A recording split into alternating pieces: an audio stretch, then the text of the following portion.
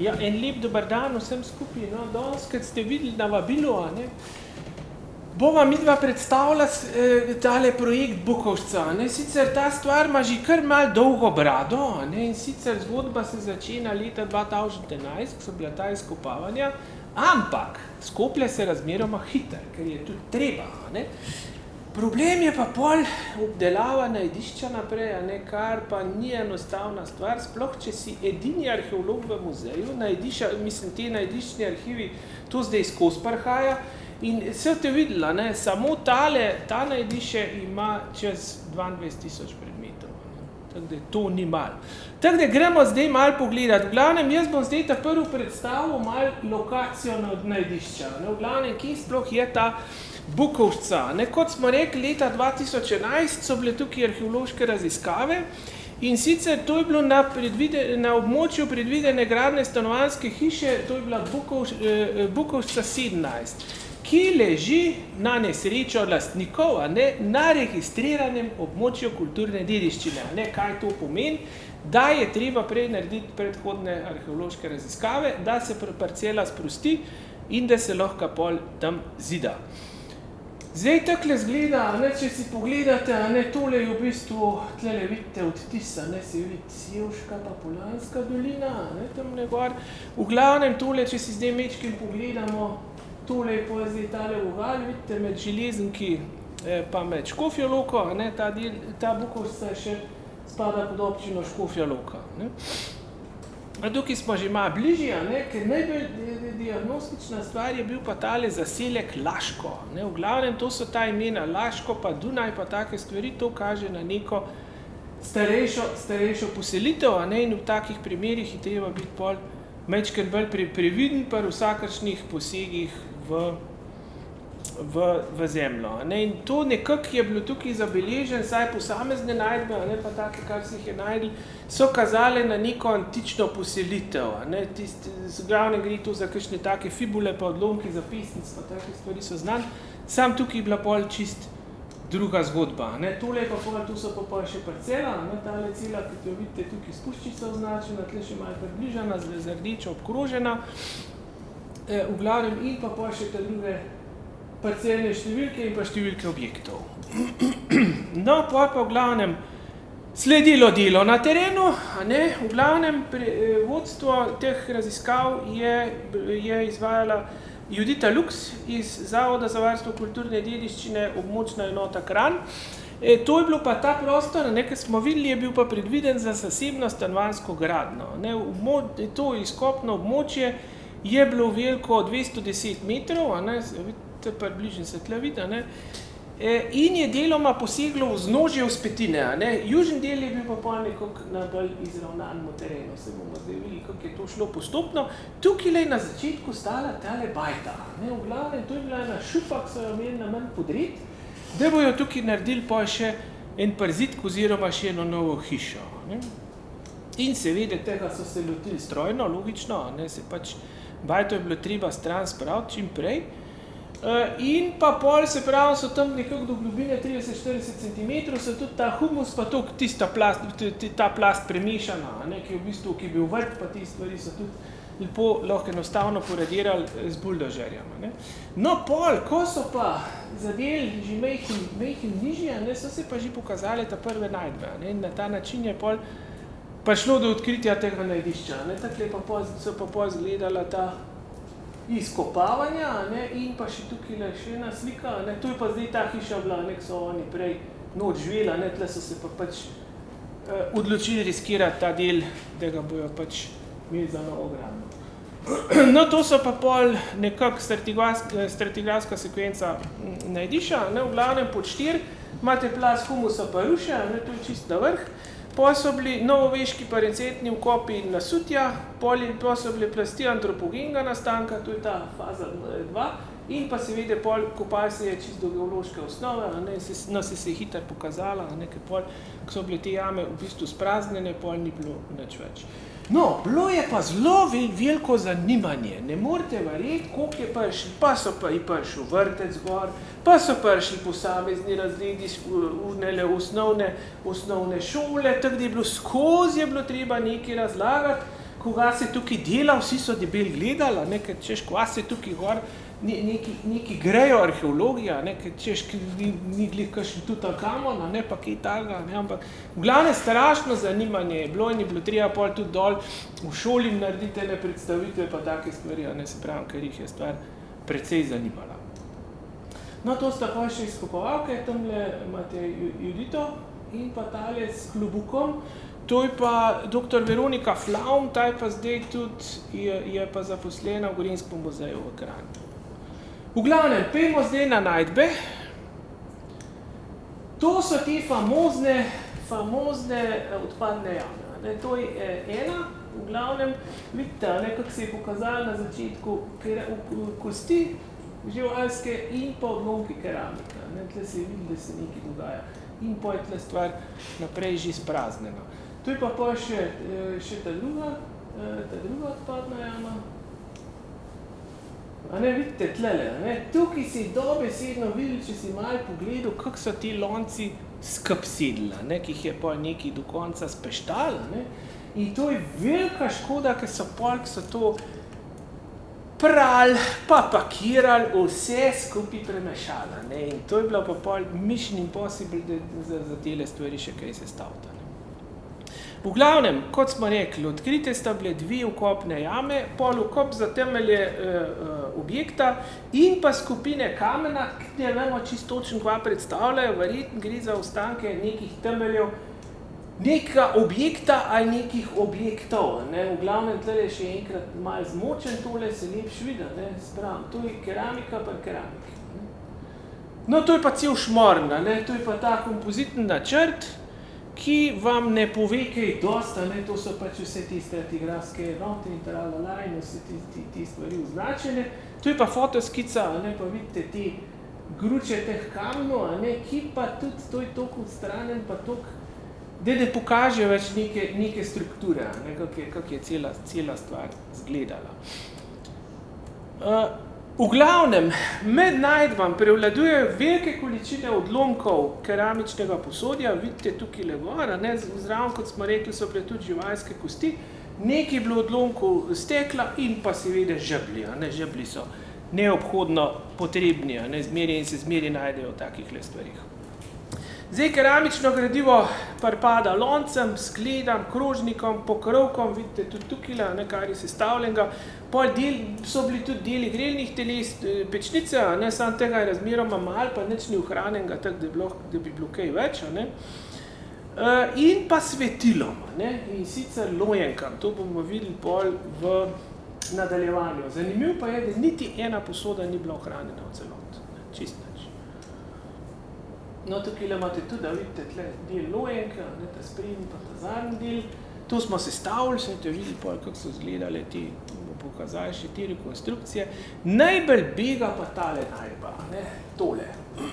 To je pa dejansko stara stvar, to je del gotske okenske zasteklitve. Kaj ta fragment, a vidite, ne, to je iz Komuna recimo primer, ampak so te iz Komuna šipe, bolj novejše, kot je pa recimo tale, ne, vidite, da je tlele čisto vse vškrabano okrog, ne. To pomeni bilo ročno narejen, tle se je res en potrudil, ki je tele šipe delal, ne. In to je resnično stara najdba, to gre sigurno tam, se pravi, dejansko 15-16 stoletja. Kako je to prišli, kaj vmes, je res vprašanje.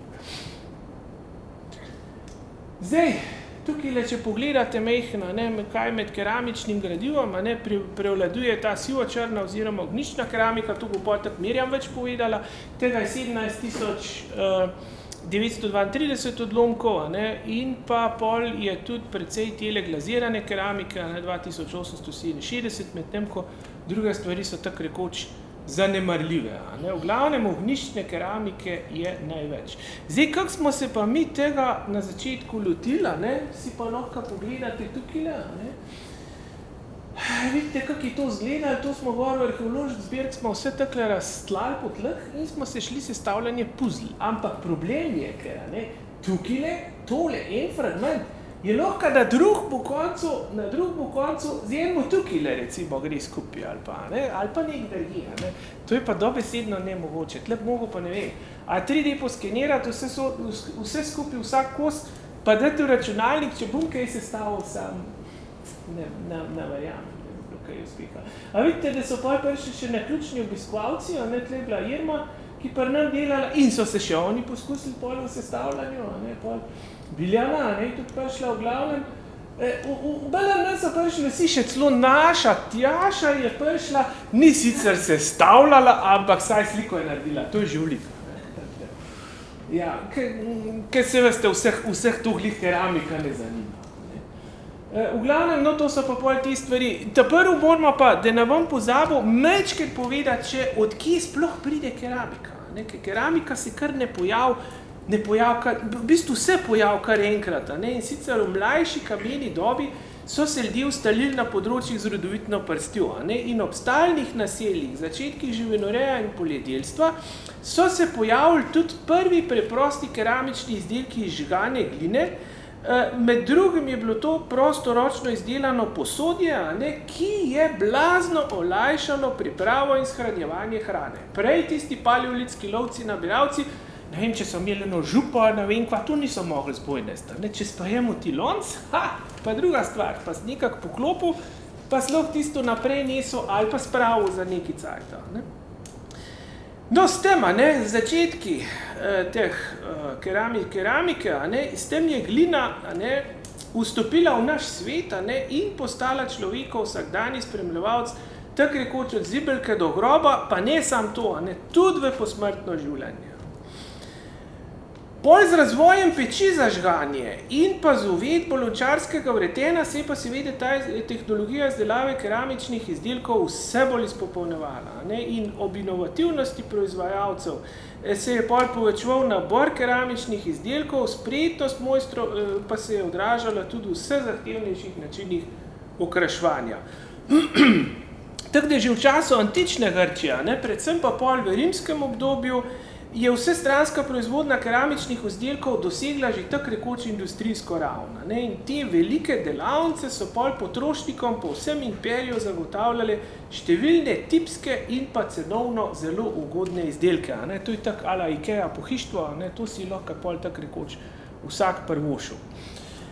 Zdaj, proizvodna je splošna uporaba najrazličnejših keramičnih izdelkov se je nadaljevala pol tudi v srednjem in pa v novem veku, ker glina je bila še vedno cenovno najugodnejši in pa široko uporaben material, zato so bili vsaj osnovni keramični izdelki razmeroma poceni in tako dostopni tudi ekonomsko šibkejšim slojem prebivalstva. Zdaj, najširše uporabljeno je bilo seveda kuhinjsko oziroma ognjiščno posodje, ki je služilo pripravljanju in shranjevanju hrane in pa tekočin in je bilo zato nujno potrebno v vsakem gospodinstvu. To je mogel vsak imeti, pa se je stvar razbila, nismo mogli več popravljati, se je enostavno vrgel v jamo, nekam preč. Medtem so se preprosti ljudje oskrbovali le z najosnovnejšim za domačo rabo potrebnim posodjem, seveda kar z bližnjih lončarskih delavnic, so bili pa pol posvetna in cerkvena gospoda, pa bogatejši meščani, pa seveda založeni tako s preprostim kuhinjskim, kot tudi z bogato okrašenim namiznim posodjem. Tako da to je čist na hitro, tako da boste vedeli približno, kdaj se keramika začne in kako se nadaljuje. Pol pa keramiko kasneje drugi materiali izpodrinejo, to bo pol Mojca vedela, etnološki časi, pa litoželezni lonci, pa tako pa za v peč, ker ta lonc, če si ga dal v peč, recimo, dvakrat, trikrat, štirikrat, pa enkrat sam počel. Po so ga pa še malo zvezali v novejših cajtih, sam tisti ni bil več prav dober za v peč, tisti bil bolj še za kaj spraviti. Ampak slej ko prej bil pa tisti lonc za nič. Litoželezni so bili pa to boljša, tistih pa ni jih raznesli, niso začeli pušati in so bili v bistvu neskončni. Tako da v okviru te postizkopovalne faze obdelave gradiva smo uspeli v celoti rekonstruirati zgolj 15 posod. Se boste videli tukaj lepo neki primer, ko si boste lahko pogledali. Se so tudi tukaj jih imamo, v glavnem gre za takele pač različne lonce, pol pokrovke, zanimiv, da na ta lonc še točno ena paše. Tako da tukaj so pol sklede, vidite, tlele je recimo tale krožnik, to je popolnoma primerljiv s tistimi, ki imamo tamle z komuna, tudi tale sklede s tistimi čist primerljiva. To je pač ta enobarvna glazirana in pa ta slikana keramika, ki je pa seveda, to je pa nekako mlajše, to pa ni več tako staro, ampak še zmeri gre saj tam v 18. stoletje. No, tukaj pol primerjava s temile lonci iz komuna, pa dobro, tle še ena kozica se zraven uštula, tle imamo tudi, vidite, da je tudi en lonc, imamo kaj pokrovka nam ga paše, in pa ti krožniki, ta je sicer zelo velika, ampak imamo pa še celo množico manjših, no, vidite, tlele jih. In pa ta skleda, recimo, pravim, ti sklede so popolnoma primerljive, recimo, s tem z Bukovcem. No, to so pa pol lojenke, to je pa čudovita zadeva, vidite, da se jih dajo v celoti rekonstruirati, to me strašno veseli, ker včasih veste, da ni bilo elektrike, in zato je bilo treba temo preganati na različne načine, in eno od svetil za preganjanje teme so bile tudi tele posodce izdelane iz gline. To so bile čisto enostavna svetila, lahko so bile tudi privlečene z loščem, lahko so bile pa čisto neglazirane, tele vidite, da so. Zato, ker vzdrževanje je bil pol malo lažji, ker si ti to le nekako lahko pomil, ker ti zažgan loja, to je katastrofa.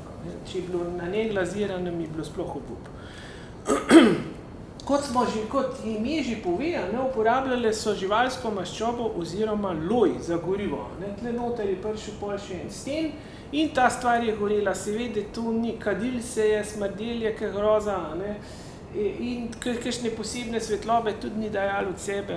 Tako da, v glavnem, je pa tako, da to vrstna svetlava je bila poceni in tako rekoč najdemo povsod. Najdemo, vidite, tle gor na Bukovšca, ker ni bilo kakšnega gradu ali pa ne vem česa, in najdemo na Kranclu, na Starem gradu povsod.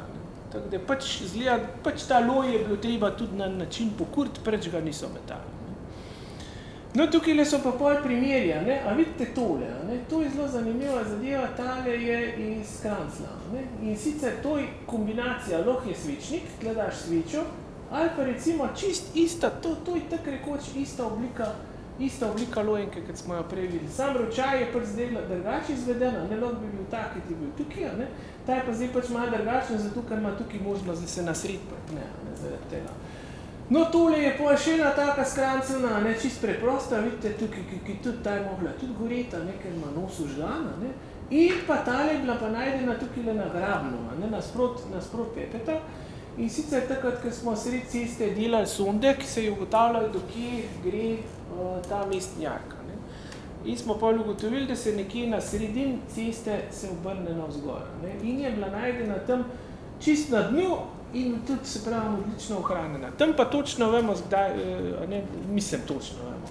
Se da kar datirati, ker po opustitvi obzidija v koncu 18. stoletja so začeli jark zasuvati. Tako da vemo pol, da gre to nekako 18-19 stoletja. No, tukaj le vidite pol še, tu smo pa že mora biti predeleč. Zdaj pa mislim, da bo mogla že Mirjamo skočiti, zaradi tega, da bo povedala mehen več o keramiki, pa o tehnologiji keramike, pa takih stvarih. Jaz bom pa povedal še mečke, kak je bilo živalskimi kostmi, pa s tem zadevam. Tako, lepo pozdravljeni še v mojem imenu. Jaz sem drugačna Mirjam Jezeršek, sem univerzitetna diplomirana arheologinja. Že, bom rekla, celo svojo arheološko kariero se ukvarjam z keramičnim gradivom, večinoma se ukvarjam z prazgodovinskim gradivom. No, tokrat sem pa posegla, bom rekla, v to, več ali manj novoveško keramično gradivo in del v okviru tega projekta Bukovščica je bila tudi obdelava keramičnega gradiva, arheoloških raziskav na območju predvidene gradnje stanovanjskega objekta Jelenc v Bukovščici.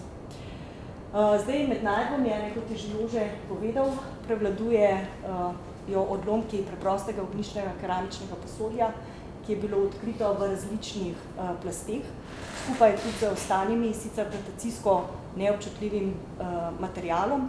Se pravi, to so bili predvsem odlomki živalskih kosti, železni žebli, nekaj bronastih gumbov, odlomki stekla. Zdaj, jaz sem se ukvarjala, se pravi, izključno z keramičnim gradivom in sicer razdelila sem ga v skupine in tipe. Zadevo sem potem ustrezno popisala, preštela, inventarizirala v informacijski sistem GALIS, to je pač muzejski informacijski sistem za katalogiziranje, in pa potem je bilo gradivo ustrezno shranjeno v arheološki depo. In moram reči, da je to en lepših primerov arheoloških depojev, rečemo enega takega arheološkega najdišča. V okviru te raziskave je bil potem tudi narejen katalog keramičnega gradiva, ki obsega sledeče podatke, se pravi najdiščne podatke, to je bistveno, ker, bom rekla, sama dokumentacija, podatki o najdišču, podatki o najdbi grejo skupaj z materialom, potem tip keramike, se pravi tukaj pri tipu keramike imam v mislih predvsem lonci, posode, sklede, krožniki, oljenke, sama morfologija in pa potem število fragmentov. Zdaj, če malo pogledamo pač keramično gradivo, in sicer opredelitev oblikovnih skupin je ključnega pomena za interpretacijo arheoloških kontekstov in tudi tipoloških skupin. Opredelitev se izvaja s primerjalno analizo, v kateri oblikovne skupine, kot so na primer lonci, krožniki, sklede, vrči, opredelimo glede na znane primerjave, se pravi tako imenovane arheološke analogije. To pomeni, da bi jaz pravzaprav te tipe primerjala z nekimi drugimi najdišči, lahko tukaj na Loškem ali pa širše, se pravi v slovenskem prostoru, in bi tako potem, bom rekla, lažje verjetno postavila samo datacijo. V primeru keramičnega gradiva pa to v tem primeru ni bilo izvedeno, zato ker gre za izredno fragmentarno ohranjeno gradivo, kot ste že sami videli, gre za pravzaprav kupe, bi temu rekli preprosto črepino. Tako da je bilo gradivo obdelano v bistvu samo na tej primarni ravni, se pravi neka delitev, štetje, popis in tako naprej. Zdaj samo keramično gradivo v večini tvorijo fragmenti črne kuhinjske keramike, potem sledi glazirana keramika, minimalno je zastopana slikana keramika, mogoče bi bila ta slikana keramika najbolj datacijsko občutljiva, na podlagi teh, bom rekla, okrasa. In ravno to slikano keramiko v bistvu tudi uvrčamo v skupino namiznega posodja, za razliko od črne kuhinjske keramike in pa, bom rekla, navadne glazirane keramike, ki pa se je uporabljala v bistvu bolj za pripravo za shranjevanje hrane. Med keramičnim gradivom je bilo tudi nekaj fragmentov pečnic in tukaj na tej fotografiji je en tak odlomek pečnice in če dobro pogledate, vidite ženski obraz. Drugače pa tale pečnica sicer ni glazirana, nekaj fragmentov je bilo pa tudi glaziranih. Zdaj, glede okrasa, glede na to, da je bilo to toliko minimalno, se pa jaz tukaj v tej svoji nalogi nisem spuščala. Samo keramično gradivo, kot sem rekla, je fragmentarno ohranjeno in kot je že Jože povedal, rekonstruiranih je bilo 15 posod, ki jih tipološko uvrščamo med sklede, krožnike, lonce in pa pokrove, se pravi, tukaj vidite pokrov, zelo velikrat je ohranjen predvsem ta zgornji del, se pravi gumb, mi temu rečemo, pa potem še del ostenja, potem to so te sklede, ki so ponavadi glazirane, lahko so tudi okrašene, kot je v tem primeru, in pa seveda te veliki črni lonci, ki so služili, se pravi, za pripravo hrane, gre za tako imenovane črno kuhinjsko keramiko. Tukaj nimam na sliki, ampak se bo tudi najdel potem en primer krožnika. Zdaj, malo čist takih faktov, med keramičnim gradivom izstopa črno kuhinjsko posodje in sicer 17.932 fragmentov, od tega je bilo 2164 fragmentov ustja in ustja z ostenjem. To imam v mislih take kose, se pravi ustje z ostenjem, kakor v tem primeru. Če pa bi bilo brez tega, potem govorimo pa samo o ustju. Potem 14.640 fragmentov je bilo samega ostenja, se pravi, če bi tukaj tole dali stran, bi dobili pač ostenje. Potem 963 fragmentov je bilo dna pa dna z ostenjem, in sicer to je tukaj na tej fotografiji. Tole je v bistvu dno, ki gre potem naprej gor v ostenje. Lahko bi bilo pa tudi v bistvu samo ta spodnji del, se pravi samo stojna površina. 137 fragmentov je pripadalo pokrovom, kot sem že prej rekla, večinoma gre za gumbe s tem ostenjem. Je pa res, da zelo večkrat se je pojavilo pa tudi samo v bistvu ta končni del pokrova. Tukaj je bilo pa že v bistvu malo vprašljivo, ali gre pravzaprav dejansko za del roba pokrova, ali imamo opravka z robom ustja, ne vem, sklede, lonca in tako naprej. Najlažje bi pa to, bom rekla, ločili, če bi se ukvarjali, se pravi, z analizo tipov zaključkov, se pravi pokrovov oziroma samih posod, loncev in pa skled. Potem je bilo pa še 28 fragmentov ročajev. Drugi tip keramike je bila pa svetla neglazirana keramika, to so bili primeri. Se pravi, to pa je keramika, ki je bila potem pripravljena naprej, lahko tudi za glazuro ali pa tudi ne. In sicer 227 fragmentov je štela, od tega je bilo 17 fragmentov ustja in ustja z ostenjem, 192 fragmentov ostenja, 11 fragmentov dna in dna z ostenjem ter 7 fragmentov pokrova. Tukaj vidite, ta je tudi, bom rekla, bolj, ki se bom ukvarjala še malo, oziroma bom predstavila okras, tudi okrašena. Glazirana keramika, to je mogoče malo bolj zanimivo, glede na to, da pač je bolj barvno živopisana in zato bolj privlačna očem. In sicer 2867 fragmentov je v bistvu te glazirane keramike.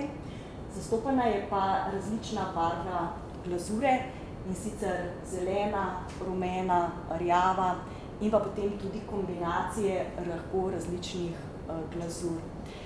Zdaj, če se malo posvetimo pa sami glazuri, in sicer najpogostejša glazura je bila zelena glazura, 2461 fragmentov, od tega je bilo 636 fragmentov ustja in ustja z ostenjem, 1435 fragmentov ostenja, 264 fragmentov dna in dna z ostenjem ter 4 fragmenti ročaja. Sledi potem rjava glazura, in sicer 202 fragmenta, od tega 41 fragmentov ustja in ustja z ostenjem, 137 fragmentov ostenja, 15 fragmentov dna in dna z ostenjem ter 9 fragmentov ročajev. In z minimalnim deležem, se pravi, je potem zastopana rumena glazura, in sicer v 40 primerkih.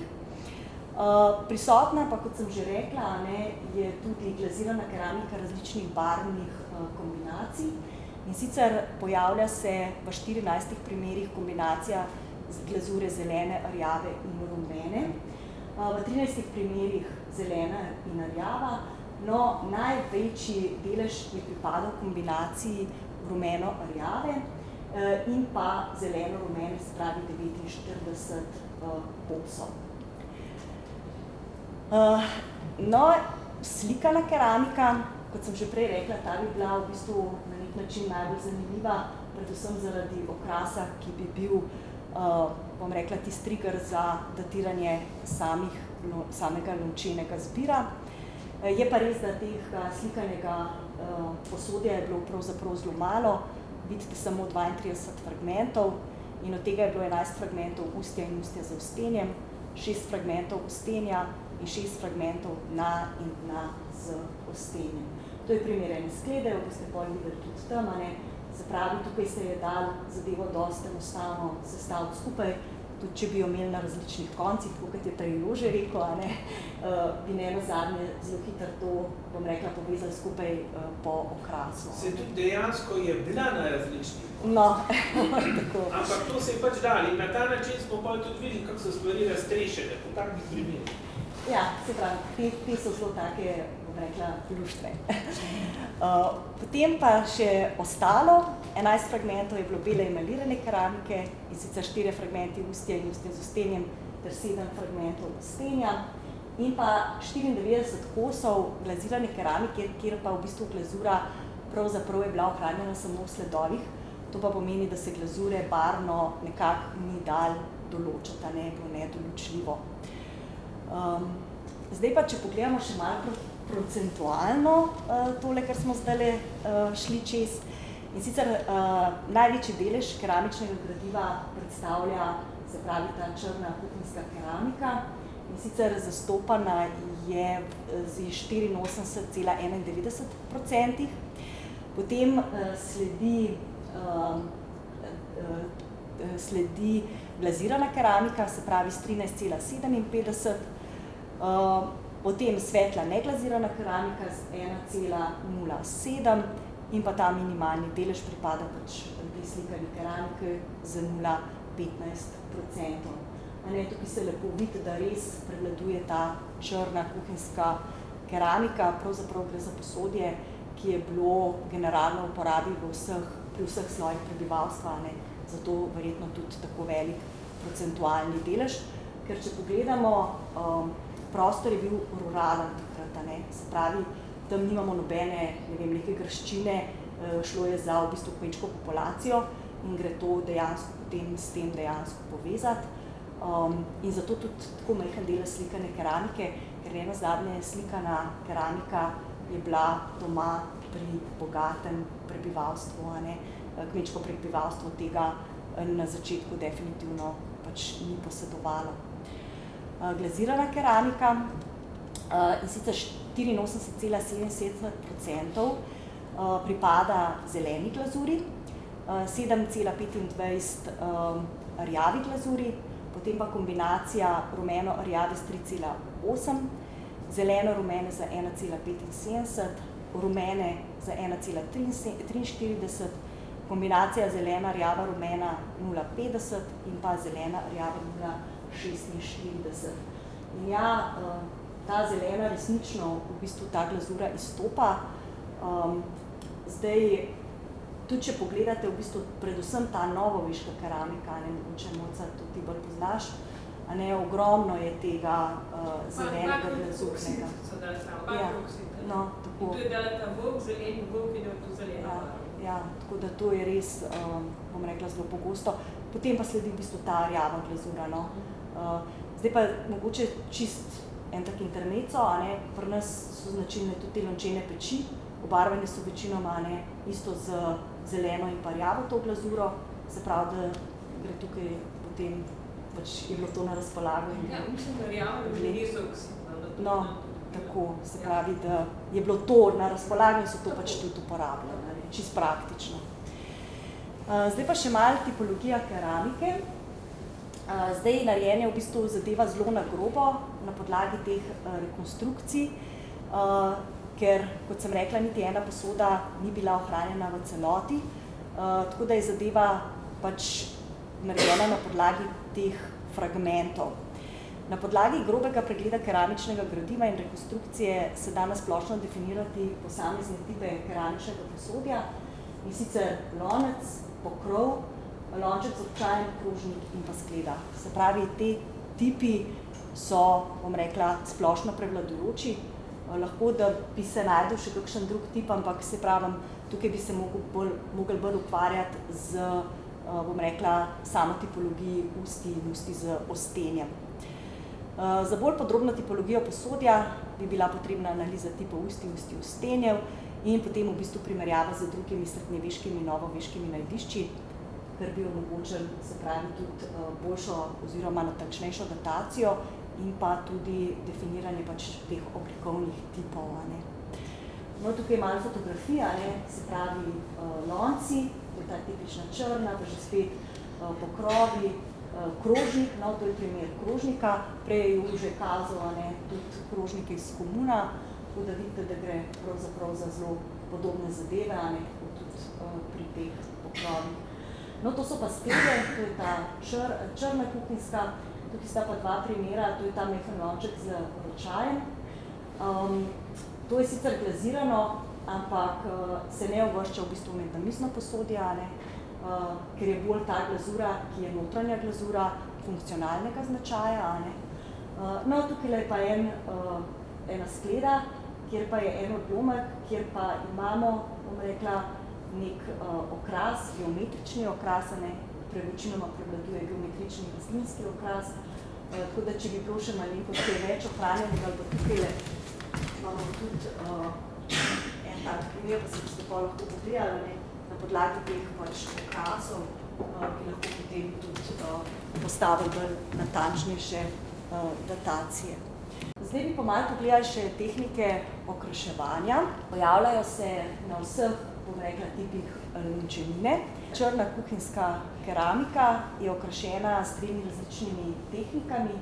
Tehniko urezovanja, utiskovanja, se pravi šila trske ali prsta in pa z aplikacijo, se pravi tehniko apliciranja. In če pogledamo zdaj posamezno tehniko, tukaj na tej fotografiji je predstavljena ta tehnika urezovanja. Tehniko urezovanja uvrščamo med grafične tehnike. Širok izbor urezanih okrasov omogoča različno oblikovanost konice orodja, moč pritiska, stanje gline in lončarjeve izkušnje. Pojavlja se predvsem tehnika pravega ureza, potem tehnika žlepljenja in tehnika urezovanja z metlici podobnim orodjem. In tole bi bila, se pravi, tehnika, bom rekla, žlebljenja. To bi bila pa že bolj potem tehnika urezovanja. Vidite, da je tukaj veliko bolj oster zarez, ta zarez je pa mehkejši. Se pravi, da žleb ima tako obliko, medtem ko urezovanje ima pa v bistvu v obliko. No, tukaj še nekaj primerov, se pravi, te različne tehnike. To bi bila lahko tudi, bom rekla, ta primer z metlico.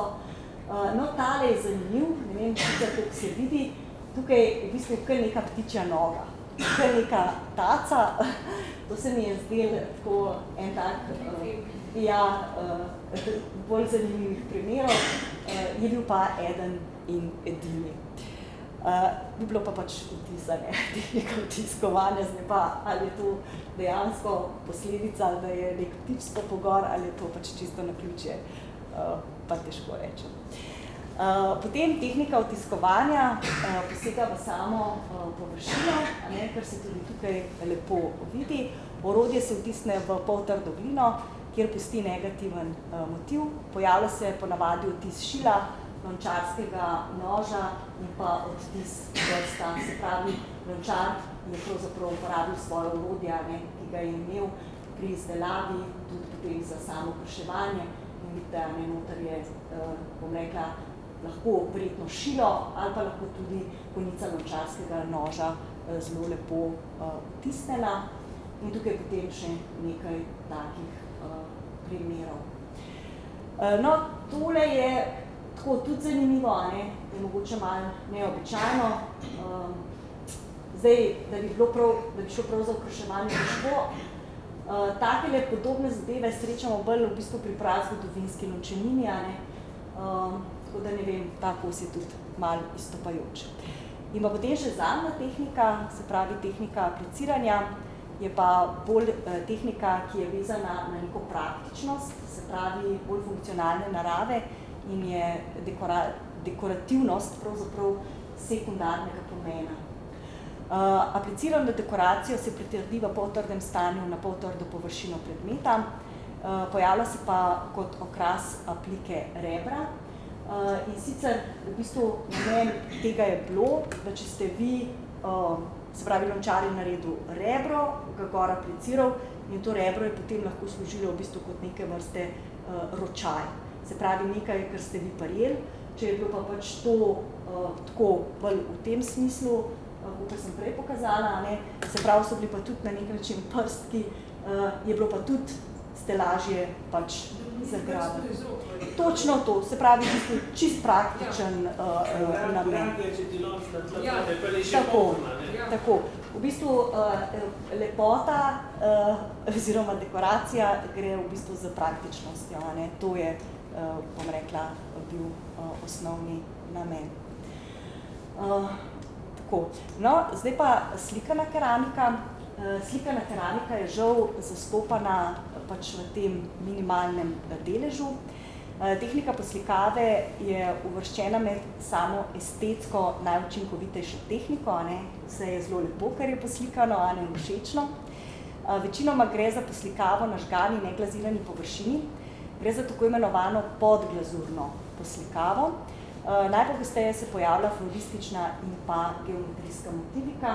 Na prejšnjem primeru, ki sem vam ga kazala prej, bi šlo za geometrijski motiv, no tukaj gre pa v bistvu za floristični, mogoče tudi delno v kombinaciji z nekim geometrijskimi temi vzorci. Zdaj bi pa še malo pogledali samo namembnost posodja. Sicer črna kuhinjska keramika je bila namenjena pripravi hrane na odprtem ognjišču oziroma v lončeni peči ter za shranjevanje hrane in pa tekočin. Večinoma je neokrašena, v nekaterih primerih, pa kot sem jih pač pokazala, srečamo keramiko okrašeno s tehniko rezovanja, tiskovanja in pa apliciranja. Črna kuhinjska keramika je bila sestavni del vsakega gospodinjstva, se pravi tako preprostega kmečkega prebivalstva, meščanstva in pa seveda tudi plemstva. Med keramičnim gradivom je bilo tudi namizno posodje, se pravi, tukaj imam v mislih predvsem slikano keramiko. Uporaba le-tega povezujemo v bistvu s hrano, natančneje z serviranjem že pripravljene hrane in pa njenim uživanjem. Se pravi, da so hrano postregli na mizi, v tem lepem posodju. Predvsem takrat, ko je v hišo prišel gost. Če že ne, bom rekla, če niso bili toliko premožni, da bi to prakticirali vsak dan, pa saj takrat, ko so imeli kakšne goste ali pa ob kakšnih pomembnih, bom rekla, praznikih, božič, velika noč in tako naprej. Servirna funkcija naj bi bila primarna za tovrstno posodje in iz tega izhaja tudi dejstvo, da je bila površina namiznega posodja dodatno obdelana in praviloma krašena. Skupna značilnost, na podlagi katere je bilo posodje tudi funkcionalno opredeljeno in uvrščeno v omenjeno skupino, je ravno ta površinski premaz, se pravi glazura. Zdaj boste tam videli, pa že prej sem govorila o tej zeleni glazirani keramiki. Ni rečeno, da tudi v tem posodju, ki ni bilo okrašeno, niso postregli, ampak predvsem tam, kjer gre za notranjo glazuro, je bolj funkcionalnega namena. No, to sem ravno kar povedala, da glazura ni pravzaprav indic, da gre izključno za namizno posodje. Lahko je povezana tudi v tem smislu, se pravi, da je bila posoda bolj uporabna v smislu odpornosti samega posodja za shranjevanje, za potem za pač te tekoče jedi, za serviranje tekočin, za shranjevanje tekočin, ker glazura nenazadnje zapira pore, ker sama keramika, če bi vi dolg časa pustili v tem črnem namiznem posodju, vodo, bi to začeli počasi prunicati. Se pravi, je porozna, Pa če imaš kaj mast, da noter bistveno luč, umiješ, ker pa To je res. Ampak tista pa niso smeli luščeno shranjevati. Je pa Tisti je pa žal, tako. Se pravi, je tako. Zdaj, srednjeveško in novoveško lončenino delimo v naslednje oblikovne skupine, smo že povedali, lonci, pokrovi, sklede, čaše, vrči, pečnice in ostalo, kot so na primer te oljenke, lojenke, ki jih je Jože tudi pač predstavil. Razloga sta pa dva. Prvi je ta, da so vsaj v zgodnjem in visokem srednjem veku isti oblikovni tip, se pravi na primer lonec, uporabljali tako za pripravo kot tudi za uživanje hrane. Pri nižjih družbenih slojih je tako na primer na Gorenjskem ostalo do 17. stoletja, ko so za serviranje hrane tudi v kmečkih gospodinjstvih potem kasneje začeli uporabljati sklede. Drugi razlog je pa ta, da trenutno poznavanje srednjeveške lončenine v Sloveniji podrobnejših delitev še ne omogoča. Značilnosti zgodnje srednjeveške lončenine, če tako na splošno pogledamo, kaj je značilno, izdelava z lepljenjem in nizka temperatura žganja, rjava do oker barva površine v taki mešani atmosferi, večbarvna, pogosto lisasta površina, se pravi, da sama posoda nima enotnega barvnega tena, da pač to varira. Značilnosti visoko srednjeveške lončenine, izdelava z lepljenjem, sledi izdelave so vidne, dodelava ramena, trebuha in ustja posode z glavničenjem in ali doglajevanjem, se pravi, da se vidijo sledovi obdelave, ter visoka temperatura žganja, sedaj pa že v nadzorovani, pogosto redukcijski atmosferi. In pa pozno srednjeveška in zgodnje novoveška lončenina, izdelava z odvrtenjem, nadzorovana atmosfera žganja, se pravi redukcijska in oksidacijska sta enakovredno zastopani, pogosti sta visoka trdota in pa groba površina. Če tako potem po tej časovni liniji pač pogledamo, vidimo, da se v bistvu iz zelo preprostega, bom rekla, zadeva stopnjuje v čezdalje bolj dodelano, bom rekla, tehnologijo tako izdelave, kot tudi v bistvu samega žganja. Je pa seveda povezano žganje tudi z pečmi, kakšne so poznali oziroma pač kako je bilo, tako da ja, seveda bolj, ko gremo proti današnjemu času, bolj je zadeva bila razvita in pa tehnološko dodelana. Uporaba pojmov zgodnje, visoko in pozno srednjeveška, zgodnje novoveška lončenina ni mišljena strogo kronološko, temveč gre za tehnične izraze, s katerimi opisujemo naštet nabor lastnosti. Pri tem groba časovna opredelitev prestane preizkus, vendar so med kronološkimi skupinami razmeroma dolga obdobja prekrivanja. Te lonci, ki boste malo natančno pogledali pa sklede, v bistvu to gre lahko čez stoletja, in oblike se praktično ne spreminjajo, oblike so skozi identične, tako da je tukaj potem zelo težko zadeve toliko zožati, da bi jih lahko res datacijsko časovno minimalizirali, se pravi, da bi jih omejili na posamezno stoletje, ali pa, bom rekla, na te časovnice. In s tem bi jaz potem tudi zaključila.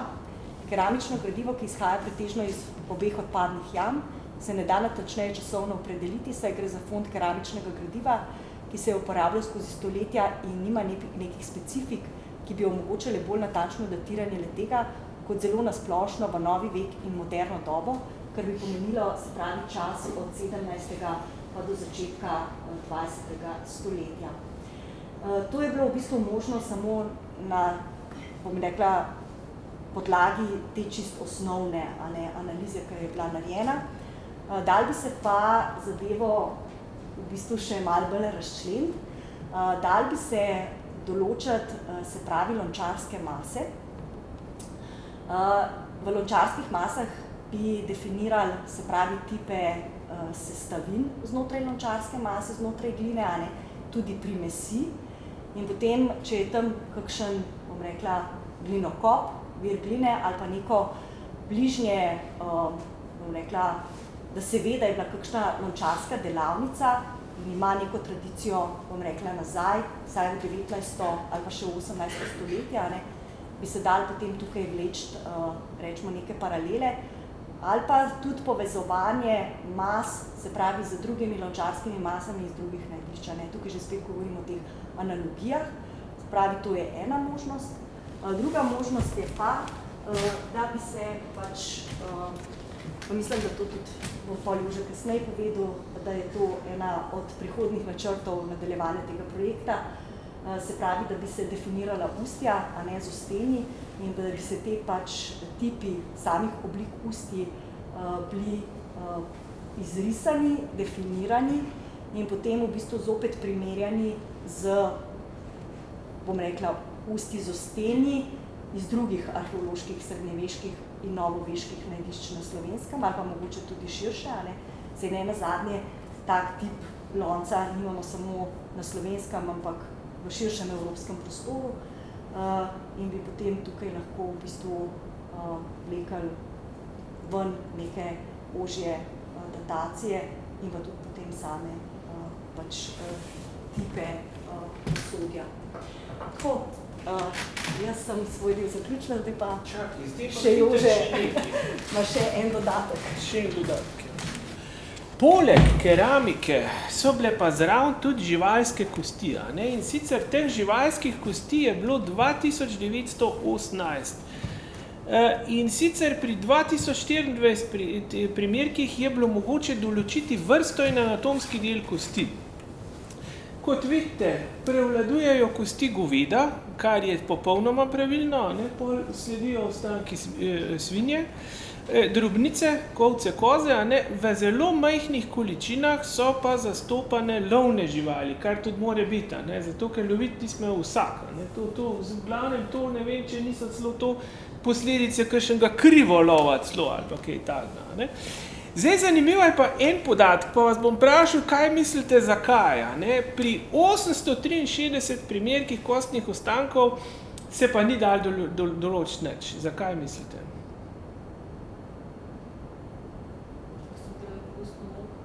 Ja ne, razbiti je bilo to, ker nekaj včasih so vse pojedli, ne, so vse razbili, zato da so do mozga prišli pa do vsega skupaj, ne.